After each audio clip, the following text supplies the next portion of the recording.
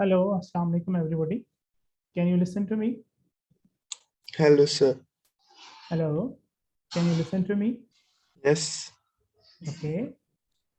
Okay, what's your name? Ale?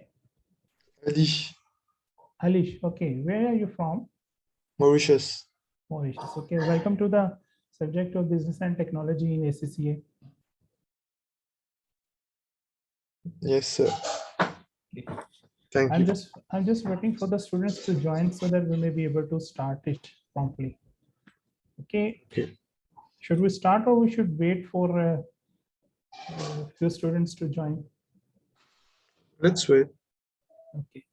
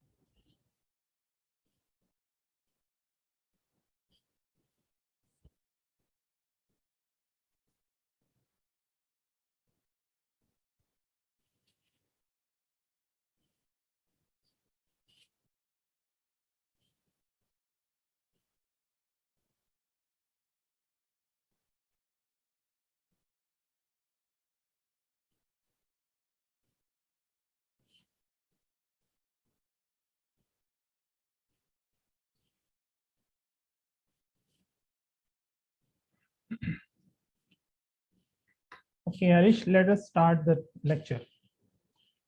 Can you unmute yourself? Yes, sir. Okay, let us start. Okay, good evening and Assalamu alaikum. Hello to you. Alaikum salam. Akshay has also joined.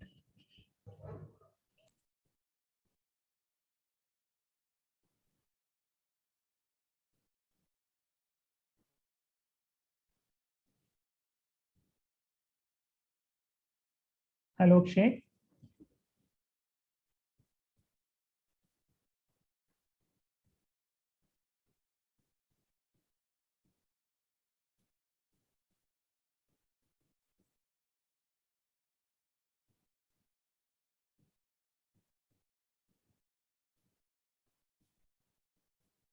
Okay, student, let's start the lecture. The rest of the student will might start in due course of time. Alish, let's start and Akshay. Okay, student, good evening and hello. This is Tanjeet Shehzad. My name is Tanjeet Shehzad and I welcome you all on behalf of this online platform of Hamzah Academy. Okay, this is our first lecture of business and technology in ACCA, that is a world top class accounting professional certification.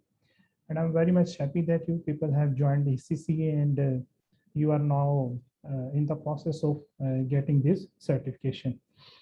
And for me, it's indeed a great pleasure for me to teach you students at the global level.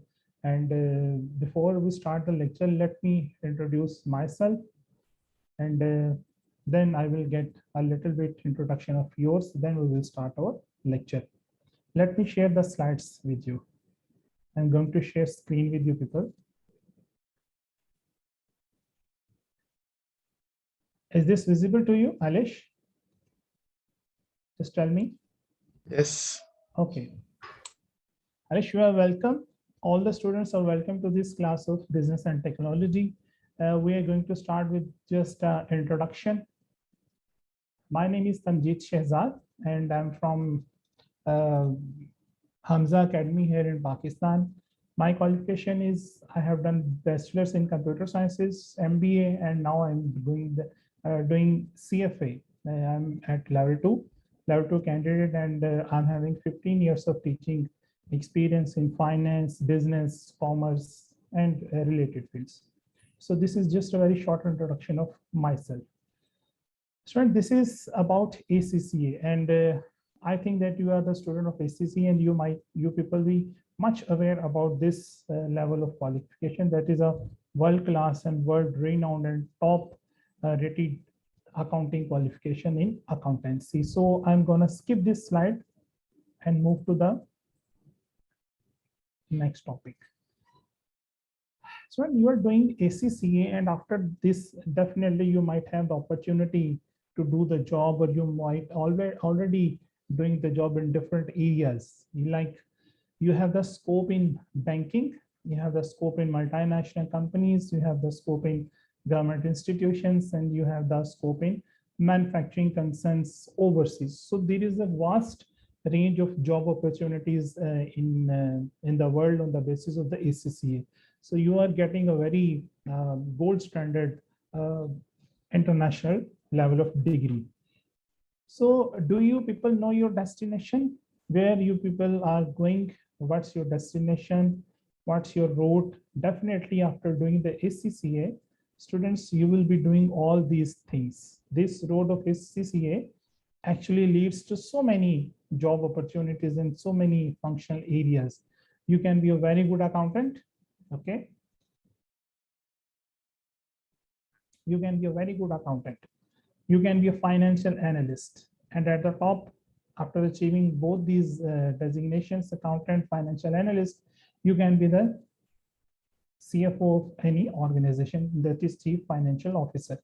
On the other hand side, you can also play your role in marketing, in HR, in strategic role, and above all, that should be the key goal of every individual, that is to start his or her own business. So this ACCA degree or the certification will definitely lead you people towards all these designations. You can do the job, you can be at managerial level, you can be at the top level in the organization structure, and even you can do your own business. So all these are definitely in the queue and waiting for you people. So I'm going to skip all this introduction because I suppose that you people are very much aware about this ACCA and this study environment and the importance of ACCA. The resources, student, that you will people rely on is the study notes. That is basically the book of the business and technology subject, syllabus, and the exam kit that you people need to have with you so that you may be able to prepare the exam. So we will study from the notes. I will just going to introduce you people with the syllabus. First, I will introduce you about the syllabus.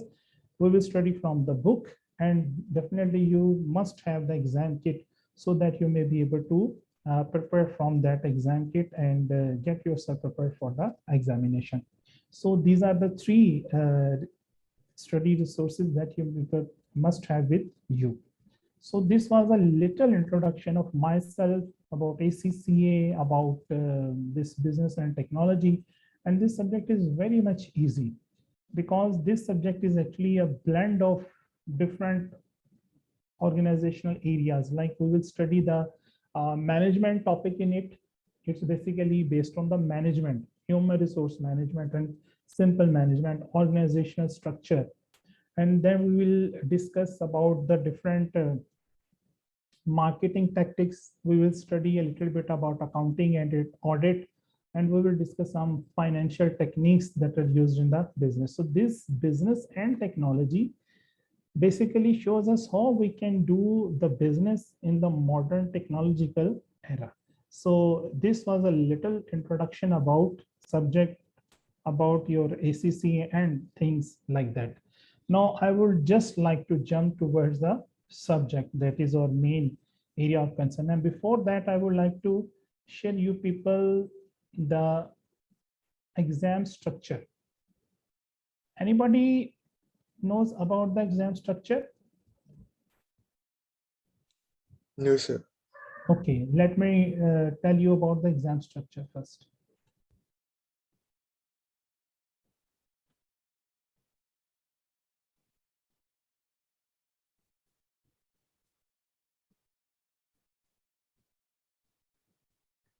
So this exam is basically of 2 hours.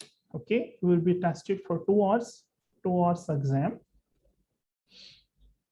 And these 2 hours of exam, that is computer-based examination, and these 2 hours are basically divided into 2 sections. The section A, this section A is going to have 30 short questions of 2 marks each, equal to 60. Okay. Section 1 will be having 30 short questions or MCQ type questions with 2 marks each, and this makes 60. Then there will be also 16 questions of 1 mark each, and this makes 16. So this total of section 1 is equal to 76. Okay. So these are 76 marks. There is 76 marks in section A. The section 2 of this examination, that is section B, that is having 6 questions, 4 marks each, and this makes 24. Okay, so this 24 plus the 76 marks in the section 1, this total becomes 100 marks. So your exam is totally of 100 marks. Okay. The passing marks of these examinations are 50%. So you should get 50% to get passed in this business and technology subject. The other thing, student, that I would like to share with you people is the passing percentage of this business and technology subject in past 1 or 2 years has been around about 75% or more than this. So 75% or more students are able to pass this subject in their first attempt, because this subject is very much easy. This subject is very much easy to keep in mind, because things are very general. And things are very easy to memorize. The syllabus is also not so much, it's not having so much stuff. It's very easy to keep things in your mind. So this was about the exam paper. This is a 2-hour exam, section A, B, total 100 marks, and the passing marks are 50. So this was all about the examination. Let me tell you again one thing, that you will prepare all these this stuff from the study notes. So this was all about exam pattern and the exam duration. Now let's move straight forward towards the book, so that we may start. Before the introduction of this subject, let us have an eye on the syllabus, that what we are going to study in this subject. So students, there are 6 areas, 6 sections in this book. This is the syllabus. Okay, you can see. Screen is visible. Just tell me one again. Alish, screen is visible to you? It is showing the slide study resources. Okay, yeah. Can you see this, the syllabus, section A? No. Okay. No, it is still showing the same slide. Okay. Now, so this is the syllabus. The first section, okay, this is the section B, this is C, this is D, and this is E. Now, let me tell you a little brief about all these things that we are going to discuss in these 6 areas. 6 areas. The section 1, that is the first area, is about the business organization and its stakeholders and external environment. This is our today's topic. Today we are going to start with the section A, that will discuss about business organization. What are the business organizations? Why do we establish these organizations? What are the types of the business organization? What are the objectives of the business organizations? And what are the key stakeholders of these organizations? So this is our today's topic.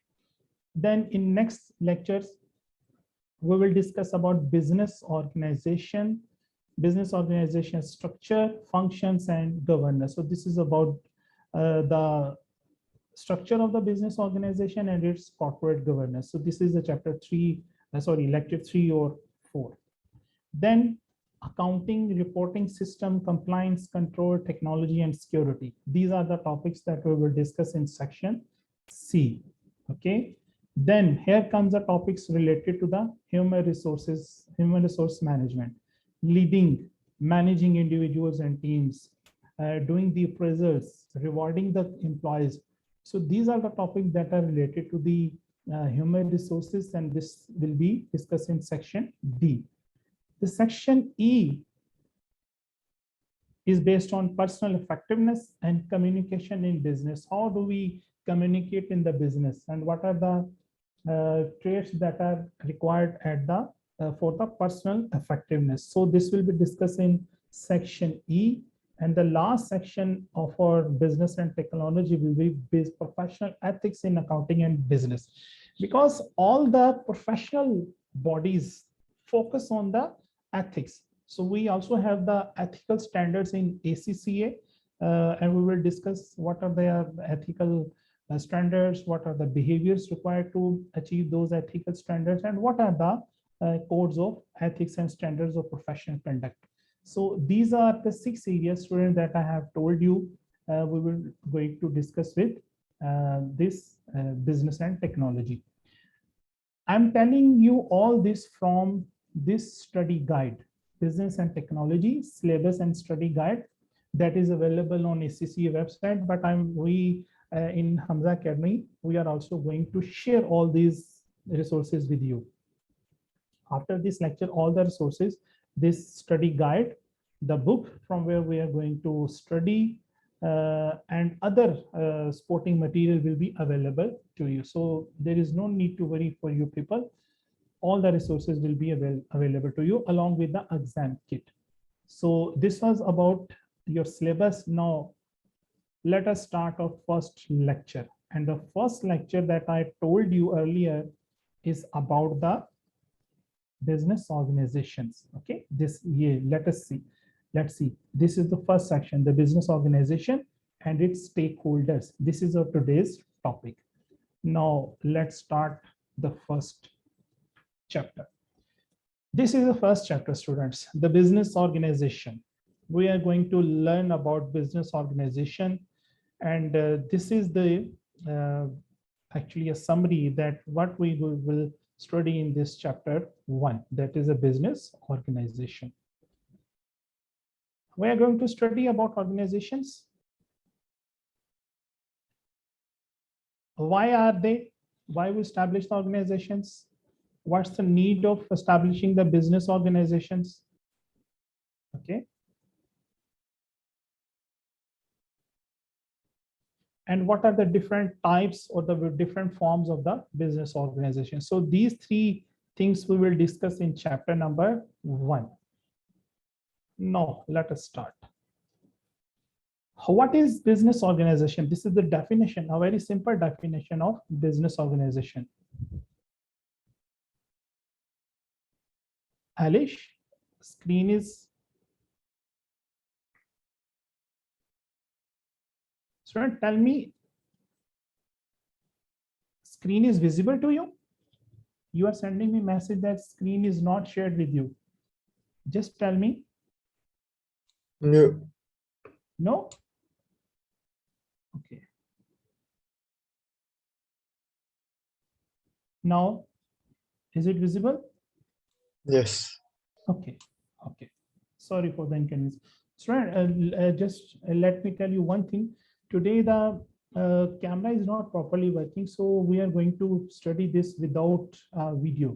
So sorry for this inconvenience, but I think you people might be professional enough to listen to what I am saying, and we are just going with the audio lecture today. So sorry for this convenience in this regard.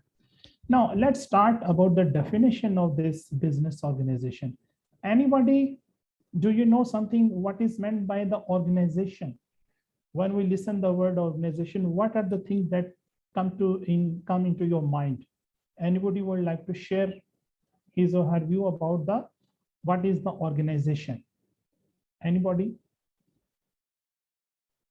Alish, would you like to tell me something about what is meant by organization? It is a group of companies. Okay, They work together. they work together. That is a group of company. A single company cannot be an organization, or it's also an organization. A single company is also an organization. Okay. Now, Yes. okay. Now, what's the situation? The organizations are all around us. Organizations are everywhere. When we go to the market, when we go to the roads, when we visit the streets, organizations are everywhere. Organizations are all around us. Every organization has some needs that to be fulfilled by the people. A very simple definition of the organization is that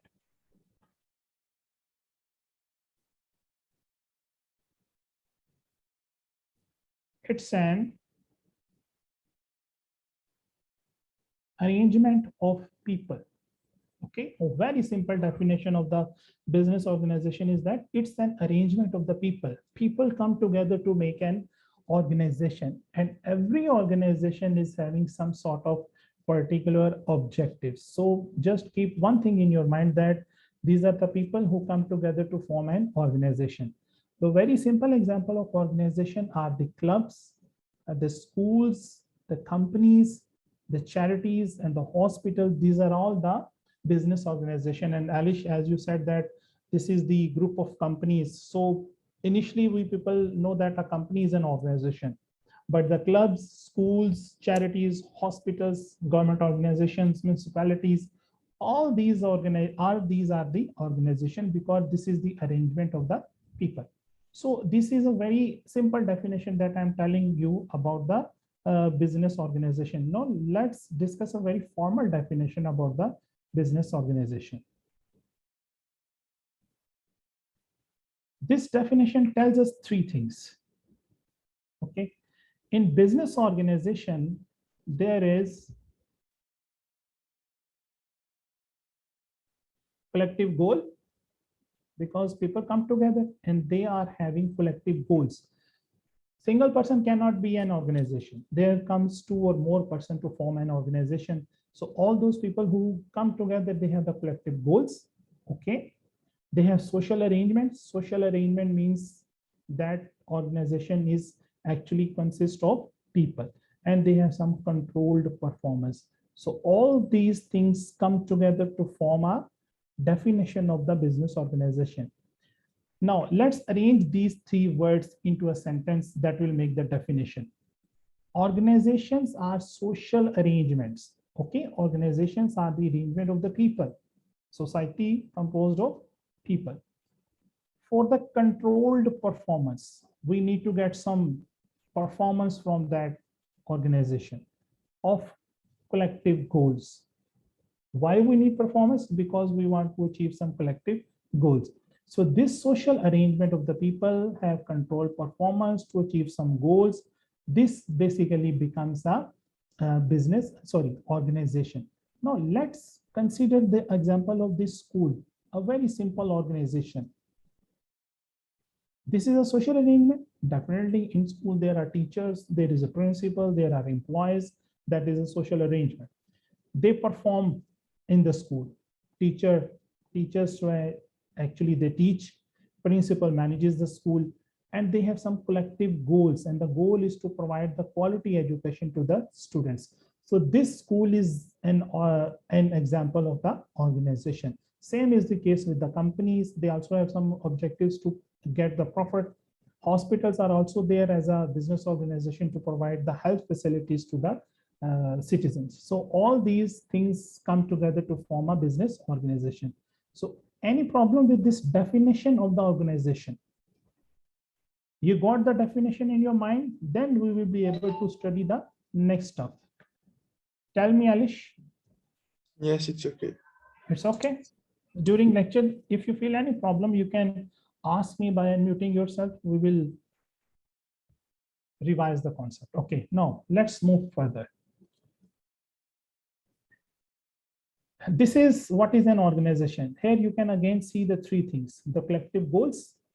Okay, we have some collective goals, that is to educate the people. Here you can see the example of the school, to educate the students, to educate the people. There is social arrangements in the organizations. Okay, the social arrangements is actually there, and then controlled performance. So all these things come together to form a organization. So this must be very much clear to you people, that these three things are important in the business organization.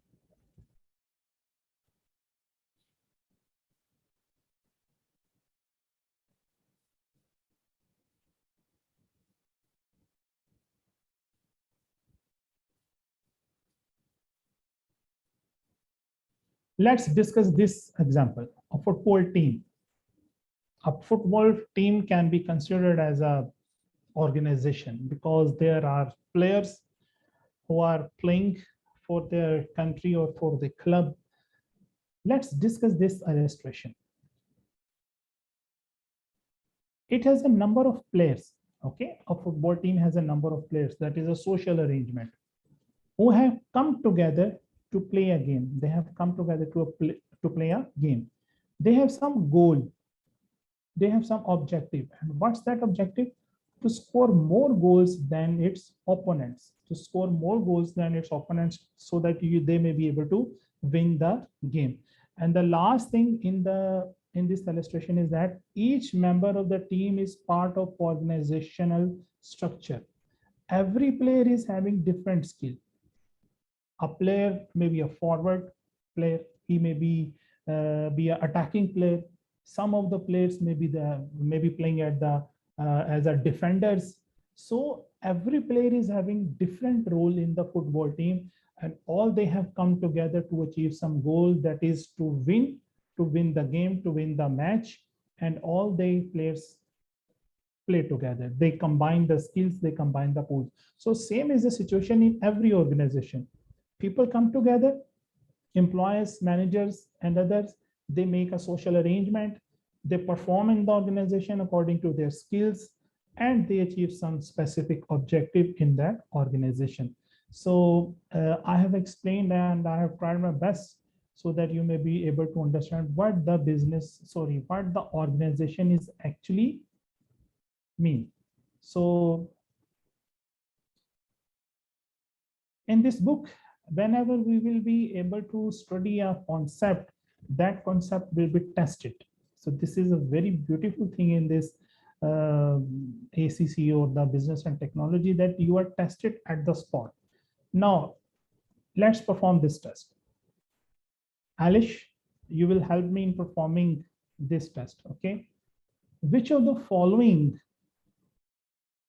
would be considered to be an organization according to the definition produced by Buchanan? This definition that we discussed is produced by the Buchanan.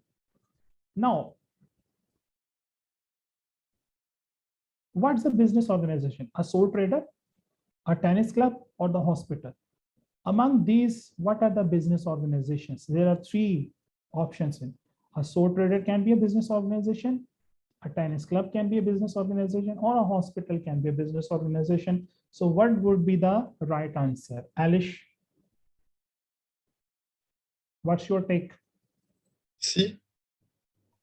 C. So what's the C? That is 2 and 3. Very well, right? Alish, why this one is incorrect?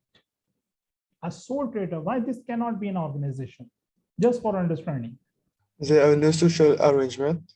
Oh, definitely. You are very much right. There is missing, that is social arrangement, because social arrangement actually consists of 2 or more persons. A single person, a sole trader who is all in all in the business, he cannot form a business organization if he is working alone. But he's actually managed to hire some employees, to hire some salesmen, then that will be a business organization. But if the sole trader is working everything by himself, he controls, owns, manages, finance the business organization, and there is nobody to help him, even to help him, then that will not be a business organization. For an organization, there must be some social arrangements. So, well done, Alish. Now, why do we need organizations? What's the purpose of organization? Why we establish the organization? So there are the answers. We need some shared skills and knowledge, because a single person cannot have all the skills. That person cannot have the knowledge of different areas.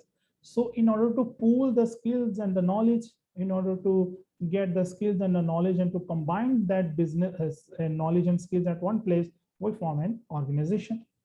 All the people in that arrangement are specialized in particular subject, in particular area. And in the end, we need to pool the resources. We pool the resources like money and the time, and all the people come together to that organization and they work for some particular objective. So this is the answer, that why we people need organization. Okay, so this is another topic that we have completed. Now move next.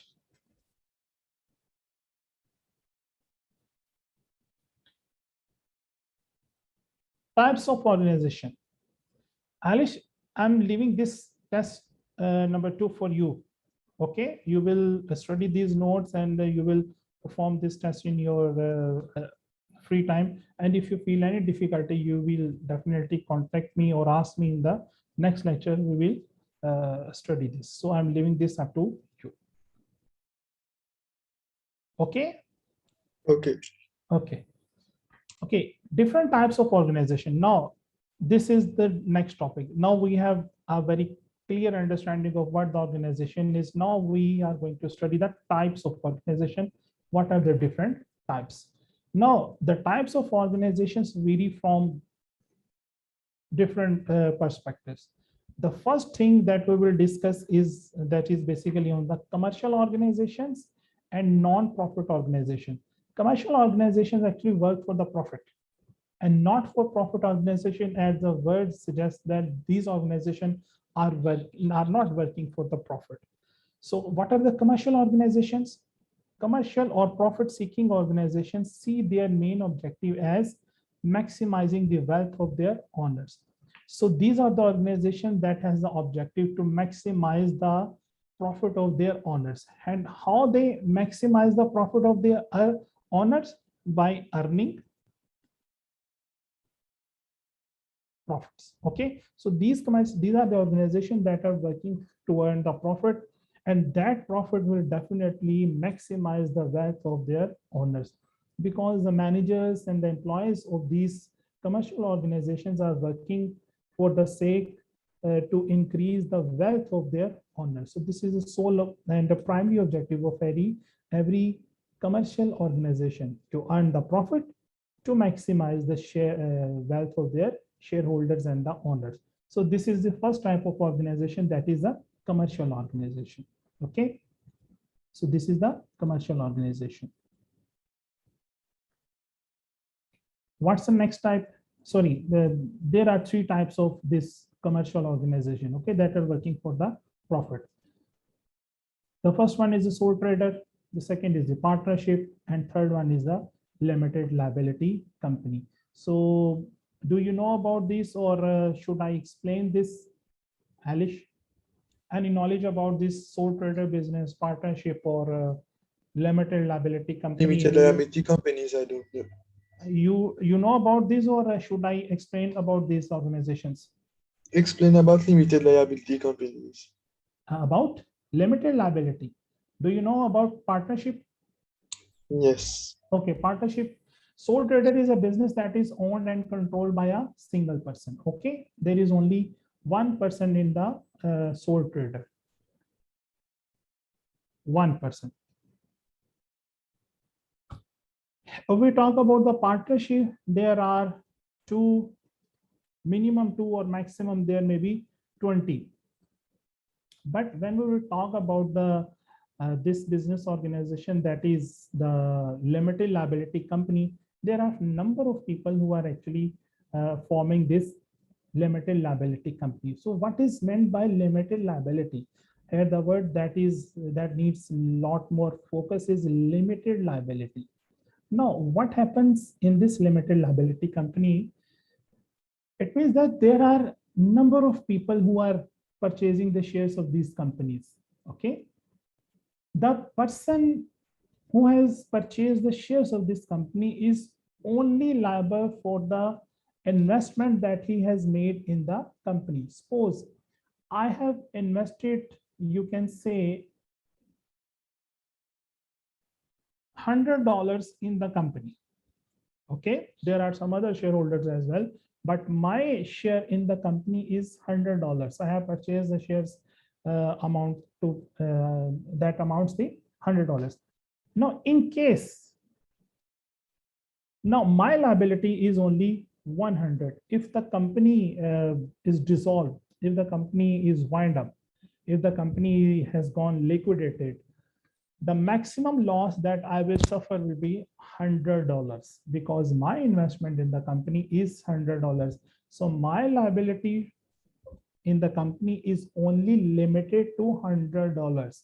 So this is the meaning of limited liability company, that the every shareholder's liability is limited to the investment that he has made in the company. So this is the meaning of limited liability. Alish, understand? Yes. Okay, thank you. Next, a company can be a private or a public. Private companies are owned by the people who are relatives to each other, who are the friends of each other, because there is a word private in it. Okay, the private. In the public limited company, the shares are actually offered to the general public. Yes, see, the shares are offered to the general public. These are the companies that are listed in the stock exchange that offer their shares to the general public, and general public can be the shareholders of this company by purchasing the shares. So these are two types of the companies, private and the public. Okay. This partnership and this limited liability company is going to be tested in next test. So keep in mind about both these companies, partnership and the company. These are going to be tested in next MCQs. Keep in mind. Not for profit organization. So first, these are the commercial organization, partnership, company, and sole trader. They are the commercial organization. There are also non-profit organization. These non-profit organizations do not see profit as their prime objective. Their main objective is not to earn the profit, because at the titles suggest not for profit. They are not for the profit. They are working for some other objective. And what are those objectives? Those objectives might be to serve the humanity, to serve the nation, to work for the safeguard of the people, and they might have some other objectives. Their main objective is not to earn the profit. They are serving the society. They are performing their roles in the advancement of the mankind. So these are the objective of this not-for-profit organization. So what are the example of these organizations? These organizations are the government departments. Okay, all the government departments, you can consider those as a not-for-profit organizations. The schools, the hospitals, the charities. One of the biggest charity in the is the Red Cross. Okay, these are the not-for-profit organization. The clubs, the fitness clubs, the football club. These are all the organizations that are not working for the profit. So these are not-for-profit organizations. Schools and hospitals, they are also going to be tested in coming MCQ. So keep in mind that school, hospitals, clubs, these are not-for-profit organizations.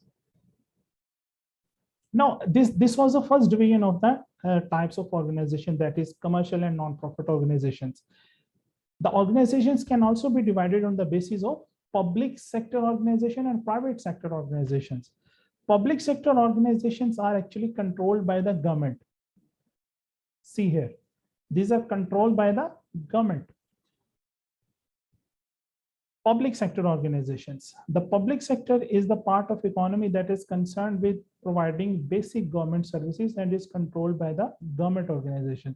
So all the organizations that are controlled by the government, they can be considered as the public sector organizations.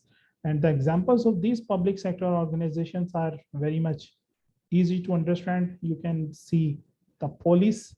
Police is a government organization and is controlled by the government. So that's why it's a public sector organization. Military and the armed forces are actually also controlled by the government. Public transport, metro buses, metro trains, these are all controlled by the government. Primary education schools, these are also controlled by the government. Healthcare for the poor, hospitals and the basic health facilities, these are also controlled by the government. So these are all the public sector organizations. Okay.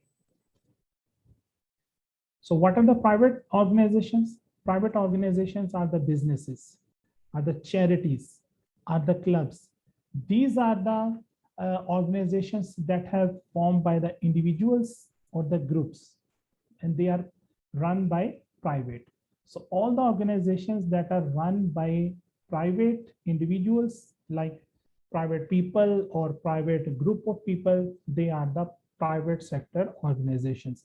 In this business, there comes the sole traders, partnership companies, banks, insurance companies. So these are privately owned companies and are controlled and managed by the individuals and the people who have invested in these organizations.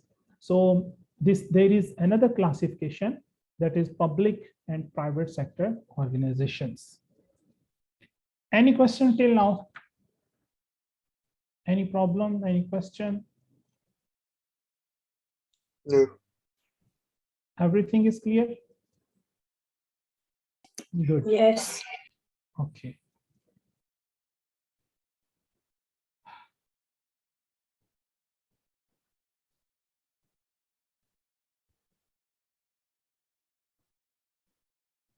Now let's test our knowledge.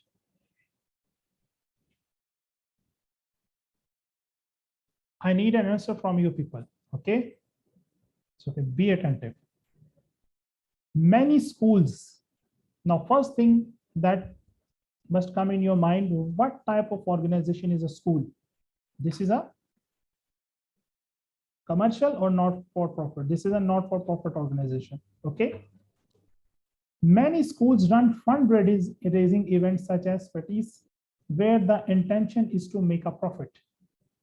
Although school is a not-for-profit organization, but they are actually having a fundraising event. The purpose of that event is to make a profit. This makes them profit-seeking. Is this statement true or false? What's the answer?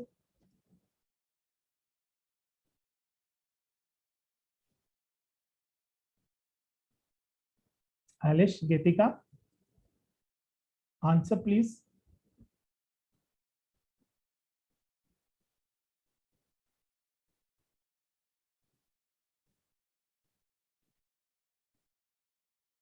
Is this statement true or false?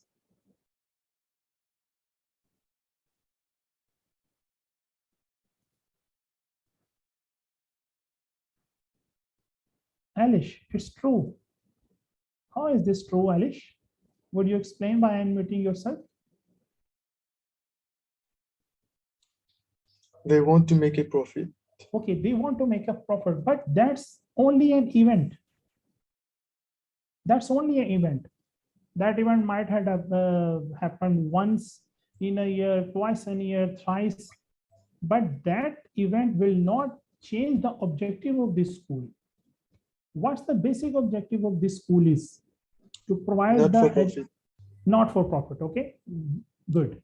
Now, the primary objective of the school will be there even if it arranges some sort of fundraising events. That event will not change the basic objective of this school. So this event will not make it a profit-seeking organization. This will remain a school because the basic objective is to provide to provide the quality education to the students. Okay, if the purpose is to earn the profit, then the type of this or school will be converted. So this statement is a false statement. Is it clear? Yes. Harish, Yes. are both of you are clear about this concept now? Yes. Although it's a school, but that event is just happening once or twice in a year. Okay. Yeah,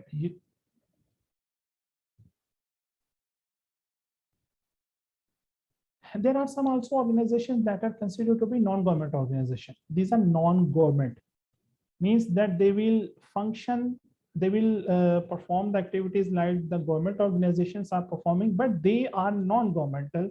They are not financed, or they are not provided money by the government. They arrange the capital or the fund by themselves, and they provide their services to the society. So these are the organizations in one which does not has profit as its primary goal.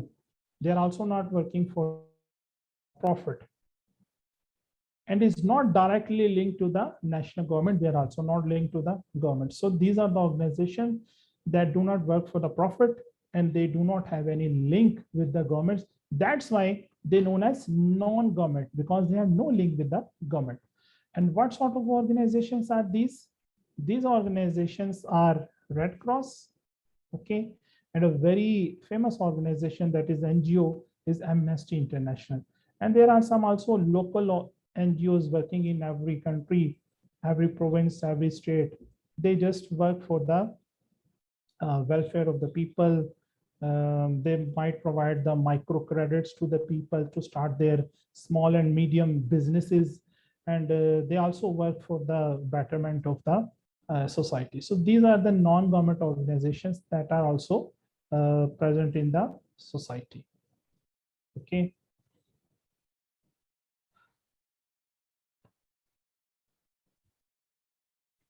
Now let's have a recap that what we have studied till now. We have studied the definition of the organization. Okay. Then we determined the need of the business organization. Then we discussed the different types of business organizations. We studied commercial organization. We studied not-for-profit organization. Then we also discussed the public and private sector organizations. Okay. And now we studied about the non-governmental organizations. So these are the topics that we have discussed.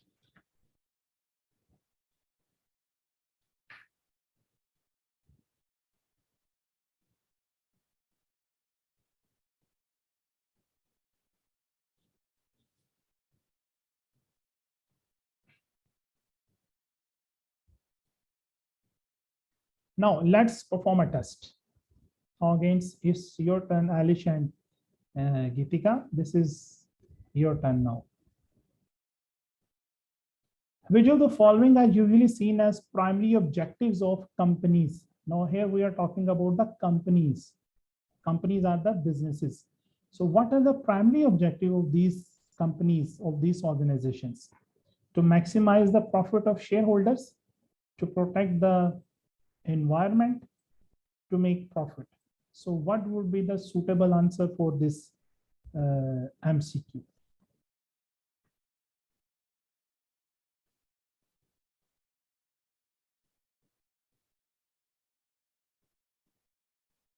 D.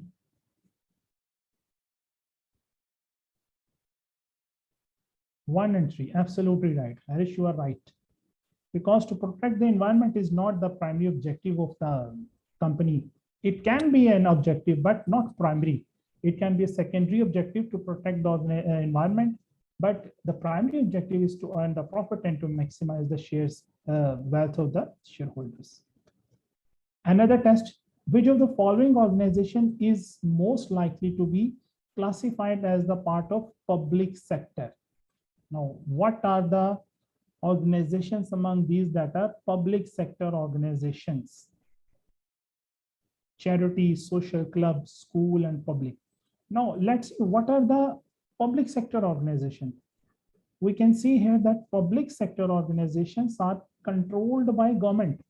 This is a tip that you should keep in mind. The public sector organizations are controlled by the government. So by keeping in mind this tip, we will answer the question. This is the question.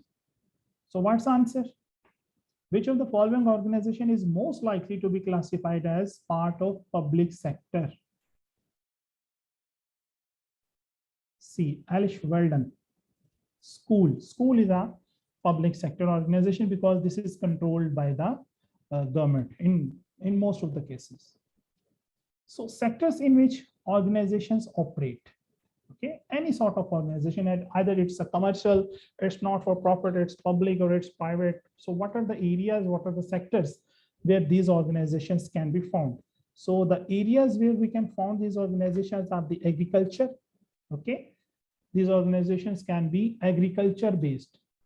These organizations can be found in mining industry, that is extraction and the processing of minerals, extraction and the processing of the coal or the gold and other minerals that are found in the mines.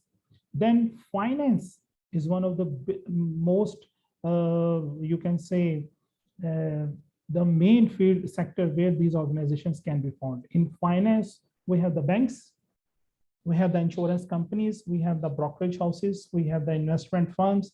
These are all the organizations that are working in the financial sector. Then there are the retailers. Retailers like Walmart, they have the physical stores. The retailers like Amazon, they have their online presence in the e-commerce business. So retailers are also the sectors where organizations operate. Then there are service sector organizations, schools, hospitals, colleges, universities. These are all the service type of organizations. Transportation organizations can be found in these sectors as well. So all these students are the sectors where we can find the organization. And whenever we like to build an organization, we can go in these sectors. There are also other sectors. Also, there are some other sectors, but these are the basic sectors where organizations can be found. Okay. Yes. Okay, I think we have done with the chapter number 1. This was all about organization that we had to study in chapter number 1. This is a summary that we have studied everything in this chapter number 1. So this is the chapter summary. Just study the chapter and then go to the summary that what we have studied in this chapter. We learned about the organization, okay? The nature of the organization, commercial, not-for-profit, public, private, types of organization, okay? NGOs, private sector, public sector, and what are the differences among these organizations. These organizations can be differentiated on the basis of the ownership, objectives, activities, funding, size, liabilities, and so many things are there to differentiate these organizations. Now, after the completion of these chapters, definitely there are some tests. This is test number 6, 7, 8, and also there are answers, I think, at the end of this chapter. So this is a very good division of the every chapter, that after every chapter you will be tested, and also the answers are given so that you may be able to check your performance. So this is a chapter number 1 about the organizations. Anything you want to ask me, I'm here to answer your question. Ask me anything.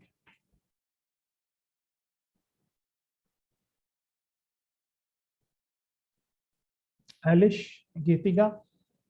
When will we get Students, access to the notes? when you will be having access of these notes? Right after the end of this lecture, I will ask to the academy, they will share these resources, not only these notes, but the study guide exam kit, everything will be shared with you. Don't you worry about this. Okay, thank you. Welcome.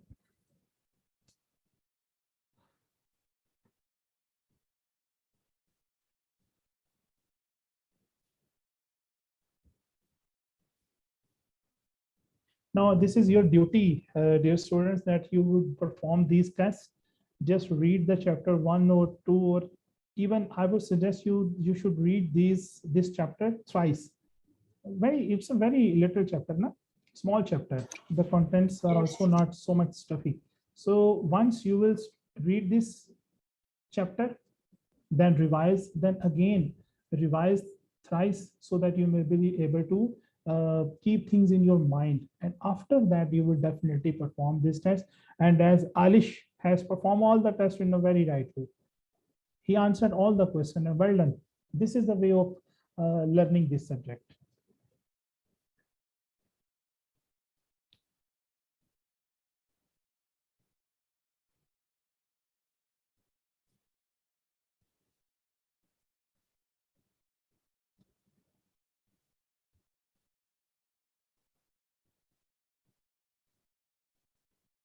Now, what's the next topic? As you can see, student, in this syllabus, I told you that there are 6 areas, and we are starting with the area A. We have discussed the business organizations. There are so many things that are yet to be discussed about the business organization. We will be studying in chapter number 2 or some upcoming chapters. The next topic is stakeholders.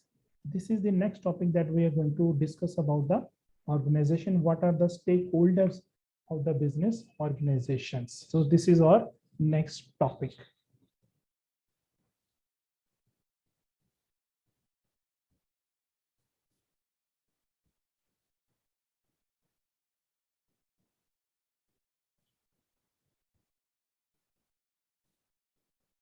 Any question you can ask?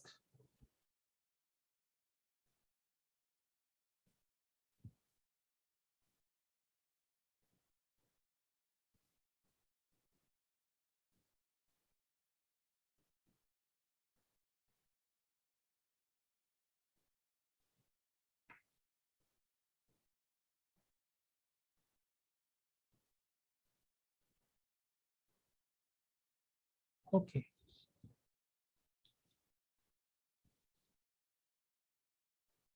Just give me a minute so that I will move to the next topic, that is stakeholders.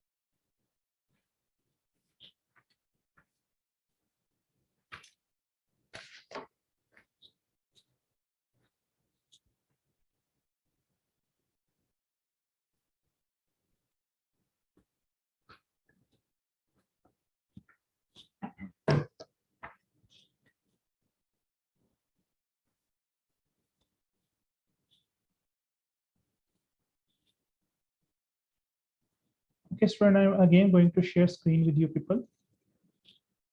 Is this visible? Yes.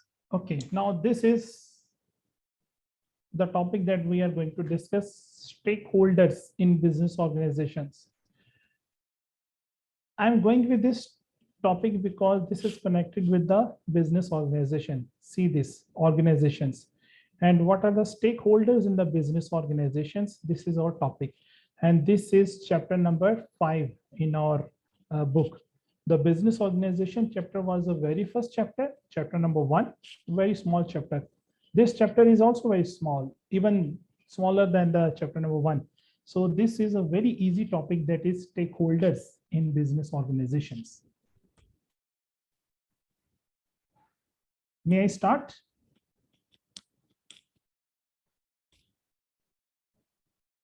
So tell me, may I start, or you people need a little break? You can start. Okay. Now, students, this is a chapter where we are going to discuss about the stakeholders. Now, who are the stakeholders? Sorry. This is the topic, stakeholders. We will discuss the internal shareholders. We will discuss the stakeholders that are connected.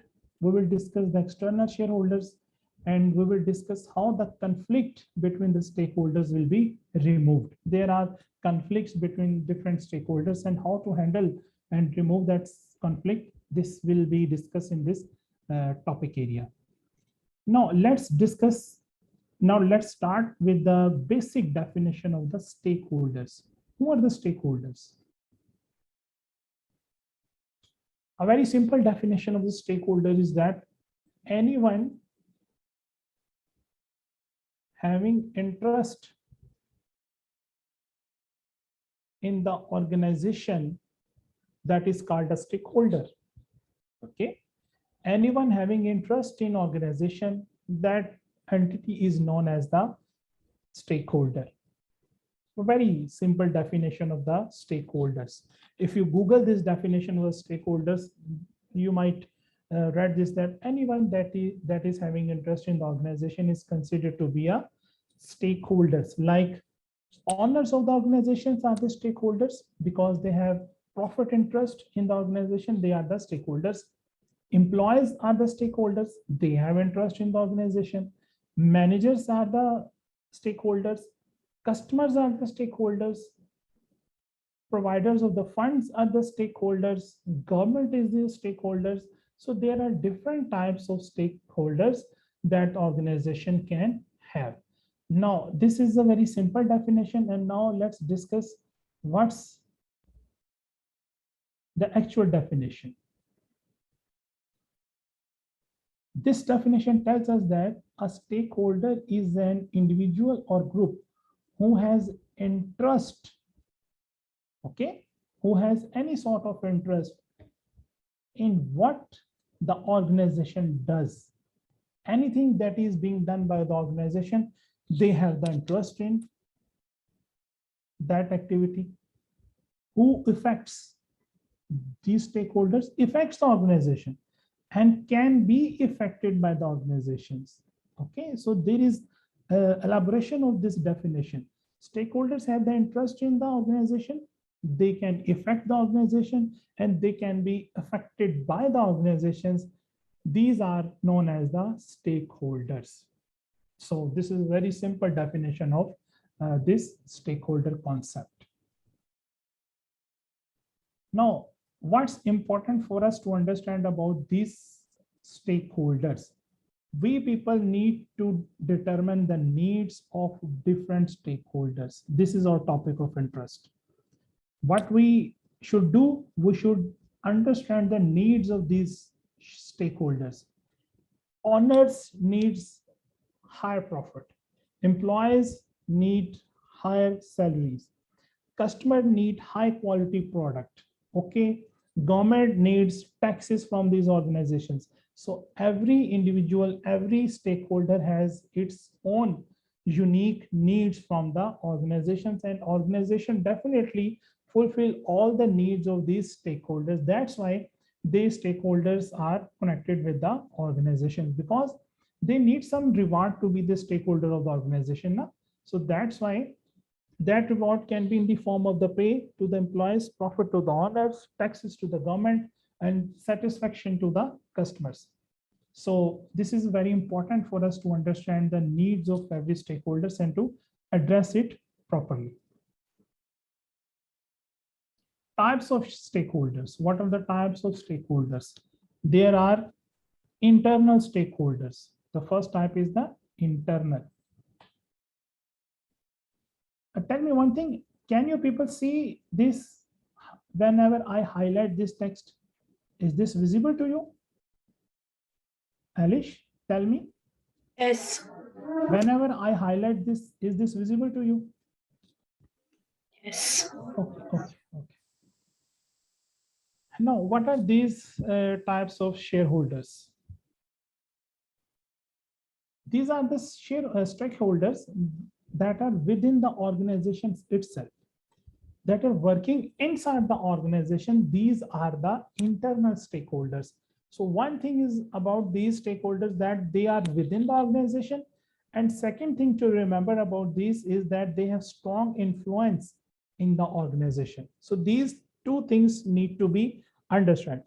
These are the shareholders that are within the organizations, and they have very strong influence on the organization. They either influence the organization or they can be influenced by the organization. So they have very strong influence and they are within the organizations. Now, who they are?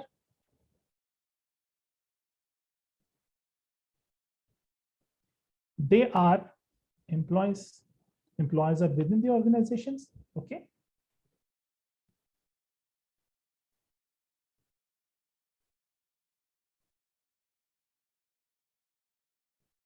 Employees are within the organization, so that's why they are the internal stakeholders.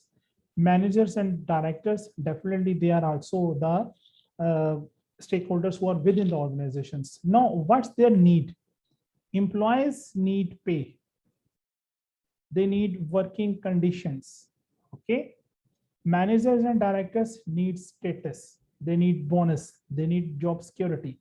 So every different stakeholder is having different needs and the interest in the organizations.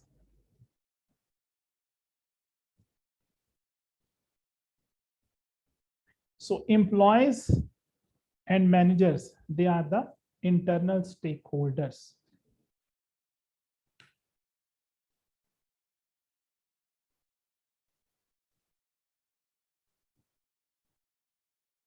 Now let's do a test. It's important. And this test is related to this table. Employees have needs. These are the needs of the employees, and these are the needs of the managers. Now let's perform this test and you will answer this question. Which of the following statement is or are correct? We need to find the correct statement. Internal stakeholders have little influence over the organization. These are the internal stakeholders like employees and managers. So do they have little influence? Let's see. The needs and expectations of managers and employees will always tend to be the same. It means that all the stakeholders who are internal, either they are employees or managers, do they have the same needs? So these are the two statements. Tell me which statement is correct and which one is not. Internal stakeholders have little influence. Is this statement true or false? False. False. Very good. Because we studied in the definition that these have strong influence. Okay. So this statement is altogether a wrong statement. Okay. Next. This statement says that the needs and expectation of managers and employees will always tend to be the same. This cannot happen because employees and managers have different needs. Employees need pay. Okay. But the need of the managers is actually status. Managers are status conscious. Directors are status conscious. They need bonuses. They need status. So this statement is again a wrong statement. So we will say neither statement is correct. Okay. You people understand this test? Is this clear? Yes. Okay. Thank you. Now, this was the type that is internal stakeholders. Now, discuss next type, that is connected stakeholders. These are the stakeholders that have either invest in or have dealings with the firm. Means they might have either invested in the firm or the organization, or they deal with the organization in some way or the other. So let's discuss about these things. Keep in mind these two words. I'm telling you again, just keep in mind these two words. The first word is the invest and dealing with the organization. Shareholders, what sort of stakeholders they have invested in the organization? Okay, so that's why they are the connected stakeholders, connected in a way that they have investments in the organization. Customers are also the stakeholders, because these are the customer for whom the product is being manufactured, the service is being provided. They are the customers who will be definitely, who are the ultimate customers who will receive the benefit of the product or the service of the organization. So they are also connected because they deal in the products and services of the organization. Suppliers, they are the suppliers of the raw material. They are also dealing with the organization. And lastly, the finance providers, the creditors, the banks, the providers of the funds who have invested in the organization in the form of the credit or in the form of lending money. So these are the stakeholders that are actually connected with the organization. You can see they are not internal. They are not within the organizations, but they are outsiders, but they have some interest, or they have some dealing with the organizations. So these are the stakeholders that are connected. So these are connected shareholders. Okay. Now, we have discussed about the internal stakeholders, then we discuss about the connected stakeholders. Now comes the external stakeholders. These are external. This is the third type. These are the stakeholders that not have a direct link to the organization. They have no direct link to the organization, but can influence or be influenced by the activities. Although they have no direct link with the organization, but they can influence the organization, or they can be influenced by the actions of the organizations. Simple. Now, who are they? They are community at large. Community means the society, the public. General public can be a stakeholder. A general public can, in form of public limited company, they can be shareholders. Okay. Environmental pressure groups. If an organization is populating the environment by the pollution, the environmental pressure groups will come into action. Okay. There are the governments who are interested in the taxes. Here you can see government are concerned about the taxes. So these are the organizations that are external. They are neither connected, they are neither internal, but they have direct, they are linked with the organization. They are influenced, or they can influence the organization. Trade unions, these are the Chamber of Commerce. So all these stakeholders are also having interest in the organization. So that's why these are the external stakeholders. So student, let's perform a test. Test number 2. Which of the following would not be described as a connected stakeholders?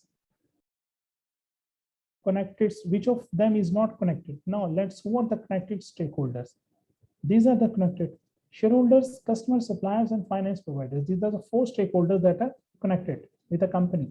Stakeholders, shareholders, customers, suppliers, finance providers. Now, which is the correct answer? We have to find the stakeholder that is not connected: customer, supplier, employer, or the shareholder. So what's the right answer?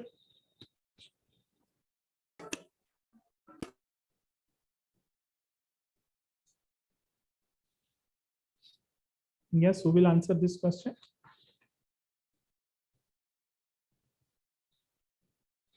Alish, Gitika, you should write which of them is not, would not be described as connected stakeholders. No answer?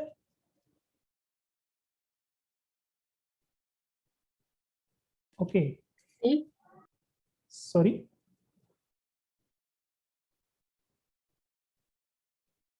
Okay, in chat there is an answer. Gitika says C. Yes, of course. You are right. Employees are not described as connected. Employees are not connected because employees are primary. Okay, we discussed here internal stakeholders. Here you can see employees are internal, so they are not connected. Connected is this category. There is no employee in this category, you know? Okay, so that's why the right answer is C. Well done. Now there is another way of classifying these stakeholders, that is the primary and secondary. There is another classification, primary and secondary. Here we discussed about the external, connected, and internal. Now another way of classifying all these three extra stakeholders is either they are primary or secondary. It's very easy to learn about this thing. Primary stakeholders. Primary stakeholders are either connected or internal. So in previous category, all the stakeholders who are internal or connected, they are primary stakeholders. Okay. Let's read this.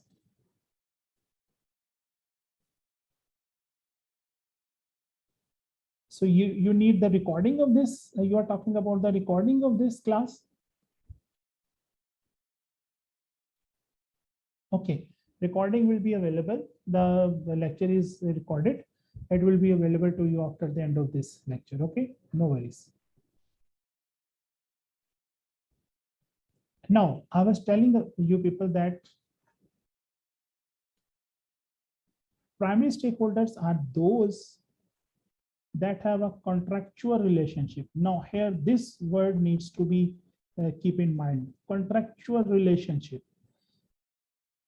These are directors, shareholders, employees. All these have some contractual relationship with the organizations. Mean they have employees have some contract to work for some particular time period. Directors are appointed for number of years to work for the organization, and shareholders purchase the shares for a specific time period. So any stakeholder that is having a contractual relationship with the organization, that will be considered a primary, and they are connected and internal.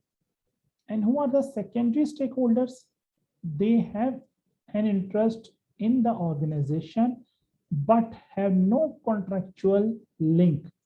They have the interest, that's why they are the stakeholders, but they are secondary because they have no contractual link. Primary stakeholders have contractual link, okay, here. And these stakeholders have no contractual link. So this is basically the division of these stakeholders, primary and secondary, on the basis of the contractual link. If the link is there, they are primary, and if they do not have any link, they are secondary. So this was just a little bit about the primary and secondary.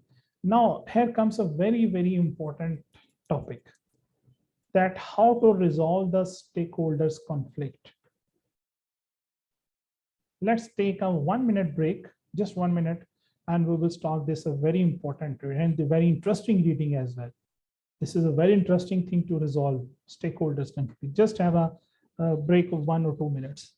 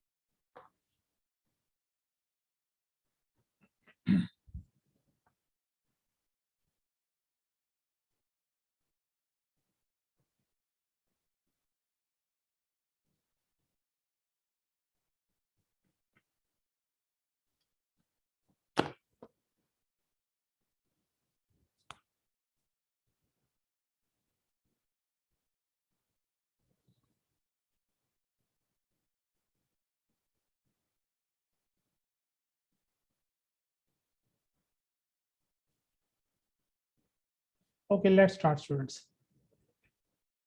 The question is, why is there conflict among stakeholders?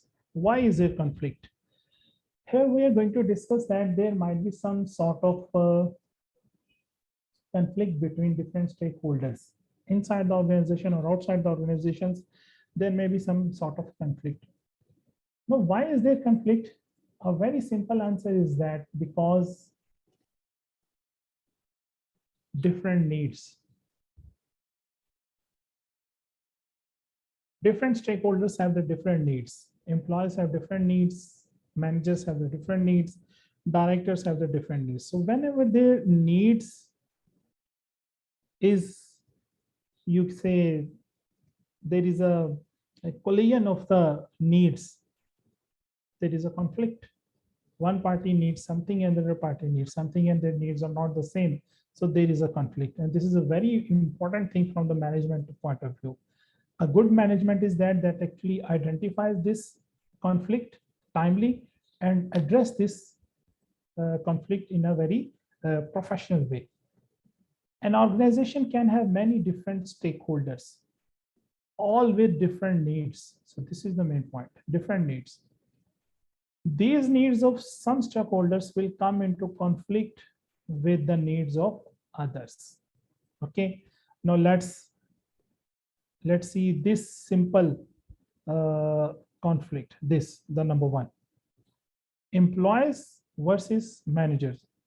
So what's the nature of conflict between these two, employees and the managers? Employees need wages, jobs and the wages.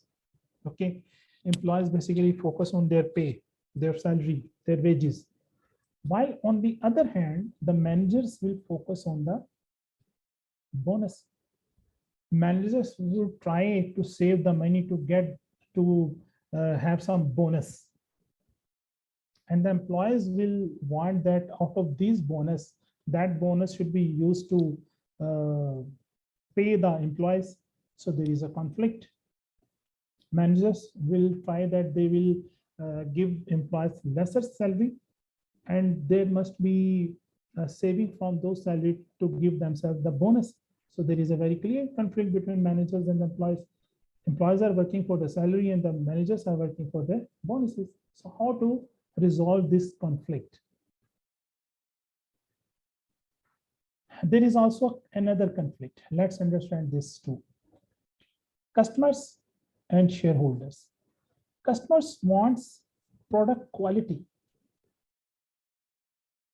But if the organization improves the quality, there will be more cost. Cost will be increased. Okay. Shareholders would require lesser cost so that their profits may be increased. Okay. Their dividends may be increased. So if the cost is higher, the profits will be minimum. Dividends will be minimum. And if the dividends will be minimum and the profits will be the minimum, customers will get a high quality product by increasing expenses. So this is a very clear conflict between shareholders and the customers. So how to resolve all these conflicts? How to resolve the conflicts between two stakeholders of the organization? There is a very simple way. There is some technique. There is a very interesting way to resolve these conflicts, and that is known as Mendelow's power interest matrix. Okay, Mendelow's power interest matrix. So what this matrix says, this says that the conflicts may be resolved on the basis of the power and interest. Understand who is more powerful, employee or the manager, shareholder or the customer, and determine who has more interest in the organization, employee or the manager, shareholder or the customer. So in order to resolve or understand this power and interest matrix, we have this a very simple table. Understand this. Here is the level of interest. This level of interest may be low or high. Some stakeholders have high interest in the organization, some have low. On the other side, we have level of power. Some stakeholders have the low power in the organization, some are having high. So if a stakeholder is having low interest and low power, minimum effort should be there to resolve the conflict. That stakeholder can be neglected. Okay. So if the interest of the key stakeholder is higher, and also his power is higher, that's the key player of the organization. He should be given the priority. The conflict should be resolved in his favor if he has higher interest in the organization and he has higher power. So this is the way of resolving the conflict. Okay. Just read this table. Sorry. Read this table and understand. Level of interest, level of power. If a stakeholder is having low interest in the organization, but he is having powerful, he is very powerful, just keep him satisfied. But if that stakeholder is also having higher power, then that stakeholder is a key player.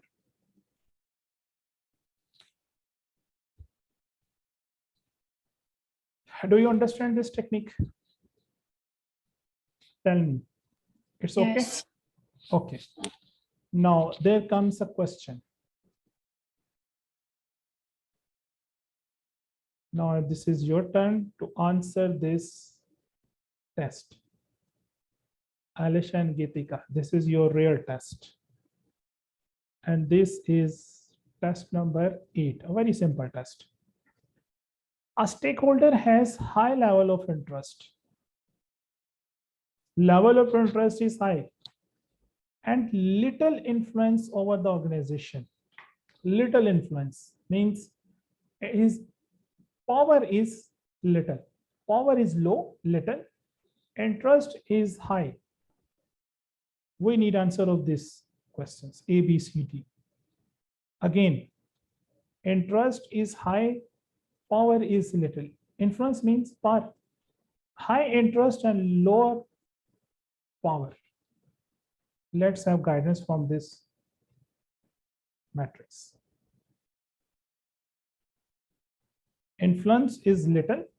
This is little influence. Interest is high. This is the high. High interest, low power. What would be the answer? Keep informed. What you say? Keep informed. Keep informed. So what would be the right answer?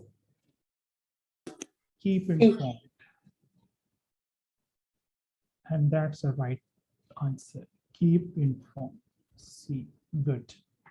Okay, whenever there is a multiple choice question of this type, just understand the high interest and you can have the guidance from the interest or power matrix. So this is the very simple way of answering this question and resolving the conflict between. That person just need to be informed, nothing else. No, where were we? Now, student, I think this is the end of this chapter, chapter number 5. Okay.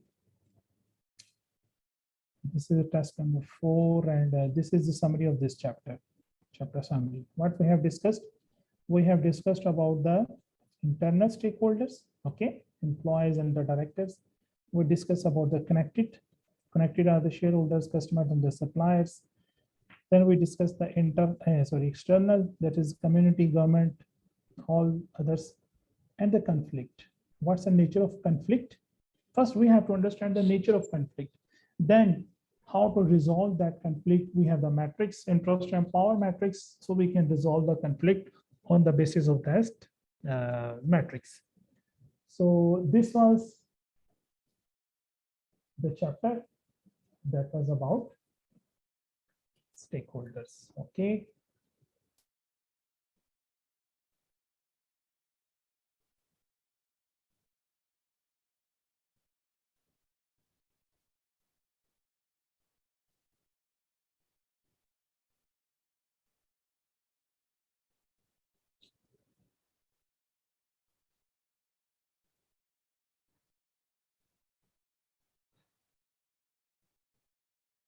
Any question?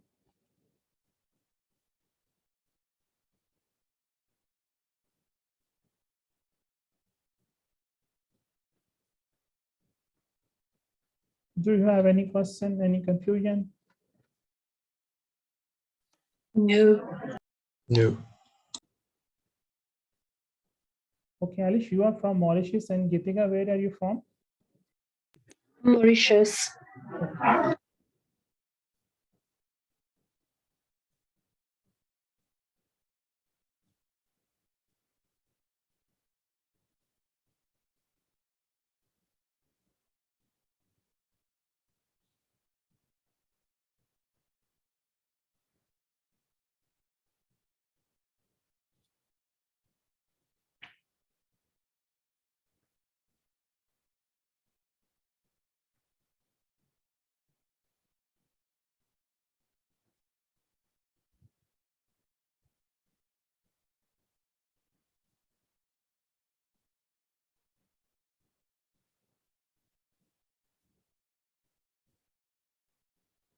So student, let me tell you one thing, that these chapters are also having other some tests.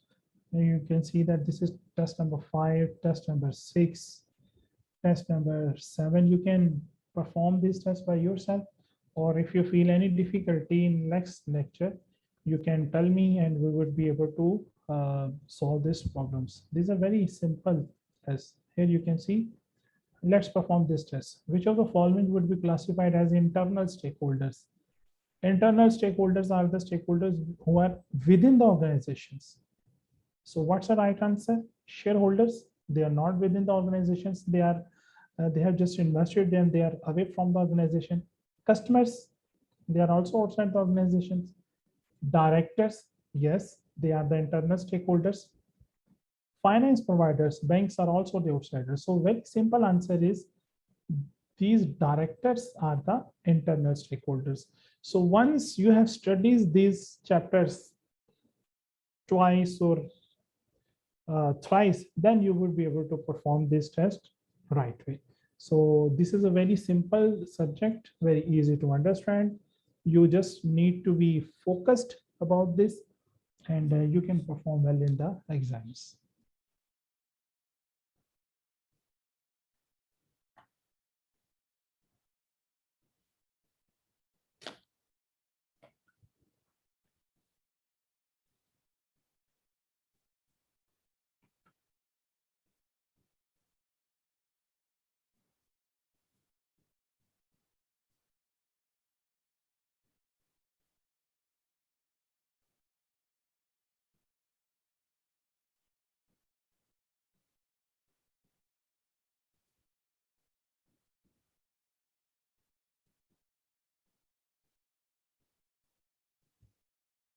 So students, today we discussed about the business organizations, okay, and its stakeholders. This was today's topic. In next lecture, we will discuss about the external environment of the organizations, because the topic is still the organization. We will study 3 or 4 lectures on business organization. And now in next lecture, we will discuss about the external environment. In external environment, there are political and legal factors that affect the organizations. We will see how these are the factors affect the organizations. Government can affect the organizations. Political situations and economic situations can affect the organizations. There are some macro factors. There are some micro factors. There are social and demographic factors. Technological and environmental factors are also there to affect the organizations. So our next 2 lectures will be based on these things, that how the organization is affected. So after that, we will move on to the next topic. So student, this was all about today's lecture. If you have any question, you can ask. I will answer your question.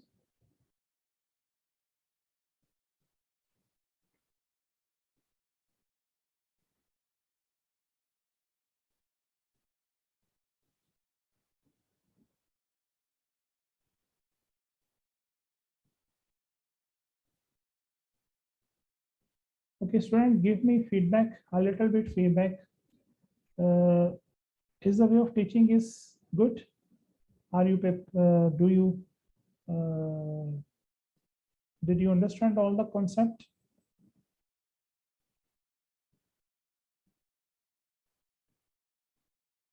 Okay, Geetika, Alish, your comments?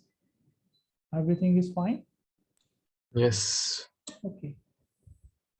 Now, student, I request you people to study the book. Okay, chapter number 1 and 5 that we have discussed today. Then perform the test. You are supposed to perform all the tests 1, 2, 3 to end. All the tests. Then after performing the test, consult the answers. Before performing or while performing the test, don't consult the answer because this will improve your practice. And this way you can perform well in this subject. So this was all about today's lecture. Hope so. We will join in inshallah next lecture, and we will discuss more about business organizations and the stuff like that. So student, thank you so much. Take care. Have a good time. Thank you.